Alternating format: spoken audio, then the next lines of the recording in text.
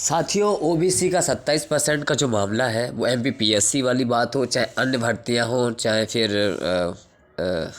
Jail प्रहरी की भर्ती हो, या फिर पुलिस भर्ती हो, या फिर जो भी भर्तियां हो जिसमें सरकार के द्वारा, आपको पता है कि 2018 के बाद जो संशोधन हुआ था 2019 में कांग्रेस सरकार के द्वारा, तो उन्होंने संशोधन करके अपने विधानसभा में 27% का जो प्रस्ताव रखा था उसको मंजूरी दी थी। लेकिन उसके बाद से फिर क्या हुआ कि आपने देखा होगा कि फिर वो जब सरकार बदल गई तो उसके बाद फिर आपने देखा वो सुप्रीम कोर्ट में वो फिर मामला चला था, माननीय सुप्रीम कोर्ट में। तो अभी भी वो हालांकि अटका हुआ है। लेकिन साथियों, एक बात ये है कि इस प्रकार से ओबीसी को क्यों छड़ा जा रहा है? अगर आपने 27% नहीं देना था, मैं ये किसी भी उस सरकार की बात नहीं कर रहा जिन्होंने दिया है और जिन्होंने उसको लागू नहीं करवा पाया, या फिर जिन्होंने अटका दिया है बीच में। या तो आपको देना नहीं चाहिए था, दिया है तो आपको उसका पूरा सॉल्यूशन देना चाहिए था। एमपीपीएससी में आपको पता है एज भी ऐसी लिमिट रहती है जिसमें अगर एक बार एज निकल गई ना, दोबारा पीएससी का सपना ख़त्म हो जाएगा। ऐसे कई ऐसे चीज़ें हैं जिसमें हर एक भर्ती जब होती है, प्रत्येक भर्ती जब होती है, तो उसमें ऐसे अभ्यर्थी ज़रूर होते हैं कि जिसमें उनका वो लास्ट मौका होता है और वो ओवरेज की कगार पर होते हैं। तो साथियों, इसको लेकर राधे भैया को आप जानते होंगे, राधे जाट, जो कि नेशनल एजुकेटेड यूथ यूनियन नेयू के बहुत बड़ा संगठन है नेयू का, जिन्होंने पटवारी भर्ती को लेकर विशाल आंदोलन किया था। वो काफ़ी चर्चा में रहे होंगे और आपको पता काफ़ी चर्चा में रहे थे। हालांकि उन्होंने शिक्षक भर्ती से संबंधित कई मामले में पद वृद्धि में उन्होंने काफ़ी साथ दिया है। तो जब उन्होंने पटवारी भर्ती का मुद्दा उठाया था तो पूरा मध्य प्रदेश का, पूरे अन्य राज्य भी जानते होंगे उस समय कितना विशाल आंदोलन किया था नेयू ने। और नेयू के ही प्रमुख व्यक्ति हैं जो राधे भैया हैं।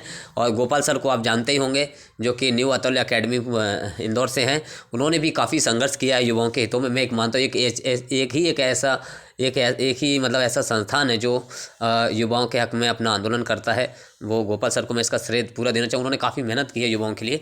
तो साथियों, आप या तो आपको 14 ही देना था, तो फिर 27 का मुद्दा ऐसा अटकाया ही क्यों? अगर 27 देना था उसको पूरी तरह क्लियर क्यों नहीं किया? अगर मान लीजिए अगर कांग्रेस ने 27% दिया है तो फिर बीजेपी ने उसको सिर्फ चुनावी मुद्दा बना के फिर बीच में अटका ही क्यों दिया?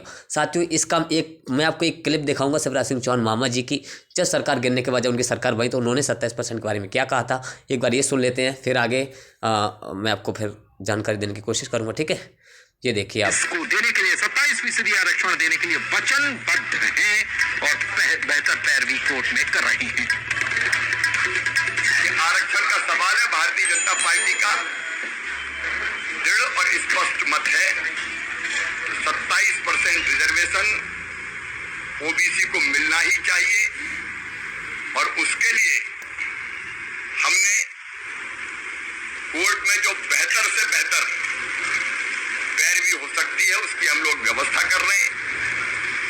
आवश्यकता पड़ने पर दिल्ली से भी एडवोकेट्स जुड़ेंगे, आएंगे। और जिन विभागों पर रोक नहीं है वहां हम फिर से भर्तियां निकाल रहे हैं। 27% पर ही भर्तियां होगी। तो क्या करेगी ओबीसी आरक्षण के मामले पर सरकार? कोर्ट में कैसे पक्ष? तो साथियों, ये चीज़ है, मतलब ओबीसी की जनसंख्या मध्य प्रदेश में 52-53% के लगभग है, 50% से ज़्यादा है। और उसके बावजूद भी आपको पता है कि आप अच्छी तरीके से जानते हैं कि जैसे हम अगर पूरी तरीके से रिजर्वेशन क्राइटेरिया देखें तो जनरल कैटेगरी की पूरी ओवरऑल जनसंख्या जो भी, हालांकि वो जनसंख्या के हिसाब से ही रिजर्वेशन उसका दिया गया है, तो ओवरऑल जनसंख्या 10% है।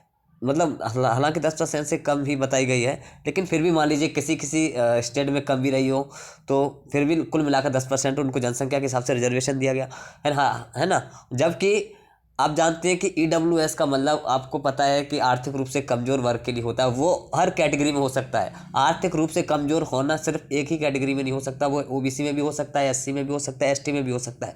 फिर भी वो रिजर्वेशन दिया गया। वहीं 50% का जो क्राइटेरिया वो पूरा उसका जो दायरा है वो ख़त्म हो रहा है। क्योंकि आप जानते हैं, अगर हम मध्य प्रदेश की बात करें तो एससी को मिल रहा है 16%, 20% मिल रहा है एसटी को, और ओबीसी को 14% मिल रहा है। तो यहाँ तो ये क्राइटेरिया अगर हम देखें तो यहाँ तो ये 50 हो रहा है। अगर 10% जोड़ते हैं तो 64% ऑलरेडी हो जाएगा। जैसे मान लीजिए कि 14% ओबीसी, ठीक है, और 16% कितना एससी, ये कितना हो गया अपना 30% हो गया, 20% एसटी हो गया, ठीक है। अब 10% आप ईडब्ल्यूएस को दे रहे हैं तो कितना हो गया 60% हो गया। अगर अब जैसे कि मान लीजिए अगर 13% बढ़ता है अब रिजर्वेशन, तब जाके होता है 73%। तो साथियों अगर 50% का हम दायरा करें तो वो तो ऑलरेडी बाहर हो रहा है।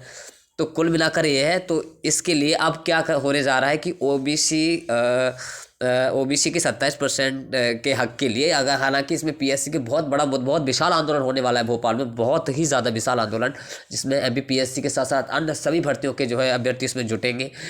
जब आपने क्योंकि इसीलिए जुटेंगे क्योंकि आपने जब 27%, देखो दोनों सरकारें जब 27% के नाम पे वोट ले रही है तो आप दे क्यों नहीं रहे? अगर आप दे रहे हैं तो फिर उसको क्लियर क्यों नहीं कर रहे हैं? या फिर नहीं देना है तो उसको भी क्लियर करो। आप नहीं देना है तो 14 करो, तो उसको क्लियर तो कर दो कम से कम।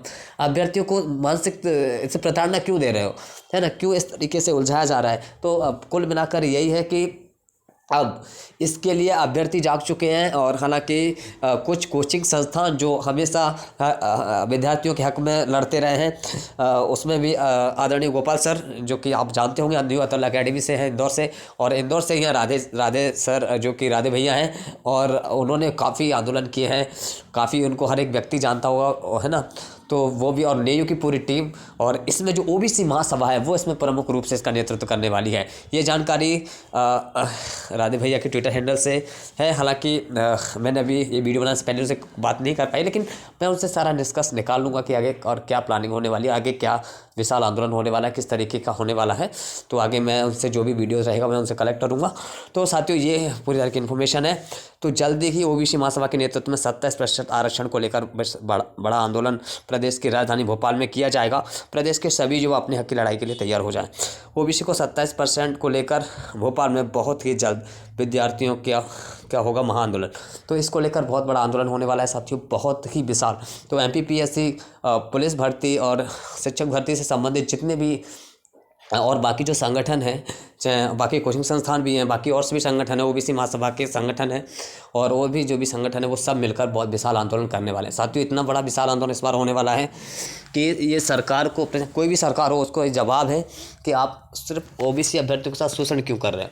जब आपको नहीं देना है तो आप ढोंग क्यों रच रहे हो? क्यों अपनी सरकार बनाने में ओबीसी को यूज कर रहे हो? या फिर अगर आप देना ही चाहते हो तो फिर क्लियर क्यों नहीं कर रहे? बच्चे यहाँ पे ऑवरेज हो रहे हैं, एमपीपीएससी हो, पुलिस की भर्ती हो, शिक्षक भर्ती हो, सही भर्तियों में ऑवरेज हो रहा है उनका। फिर ये आखिरी मूवमेंट होगा तो फिर अगले उनका तो फ्यूचर ही ख़त्म हो जाएगा। तो इस तरीके की एक्टिविटी का जो है अब देखने को वाली है कि अब आगे इसकी डेट कब होती है। तो साथियों जब भी डेट रखेंगे हम आपको ज़रूर बताएंगे। और जो भी युवा हैं, क्योंकि साथियों इसके चक्कर में जो भर्तियां पूर्णतः रुकी हुई हैं, नहीं कोई भर्ती हो रही है, ना किसी भी कैटेगरी को कोई फ़ायदा नहीं हो रहा है, क्योंकि फ़ायदा तभी होगा जब भर्तियाँ होगी। ठीक है, तो आगे जो भी इन्फॉर्मेशन होगी हम आपको बताएंगे।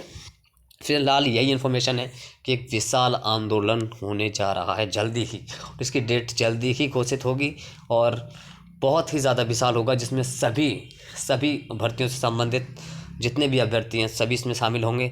और एक विशाल और बहुत बड़ा महाआंदोलन ओबीसी महासभा के नेतृत्व में, जिसमें काफ़ी संगठनों का इसमें भागीदारी होगी, काफ़ी संगठन इसमें भाग लेंगे और इसमें विशाल आंदोलन करेंगे।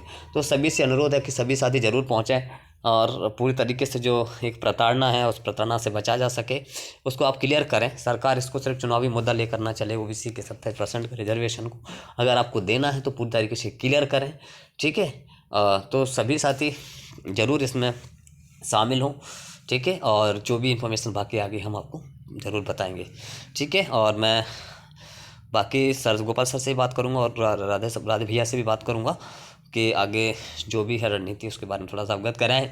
तो मैं बाकी सभी अभ्यर्थियों को सूचित करता रहूँगा कि कैसे क्या कब जो है प्रोटेस्ट होना है, कब कैसे क्या करना है। बाकी शिक्षक भर्ती के साथ साथ काफ़ी भर्ती के अभ्यर्थी इसमें शामिल होंगे, चाहे पीएससी के हों तो पीएससी के जितने भी अभ्यर्थी हैं सभी उसमें शामिल होंगे। और उसके बावजूद पुलिस भर्ती हो और अन्य जो भी भर्तियाँ हैं जिसमें भी जो भी प्रोसेस होती है, तो जिसको भी लेकर जो भी भर्ती में ये चीज़ें अटकी हुई हैं तो उनको लेकर। तो ठीक है साथियों, जो भी अपडेट होगी हम आपको अवगत कराएंगे।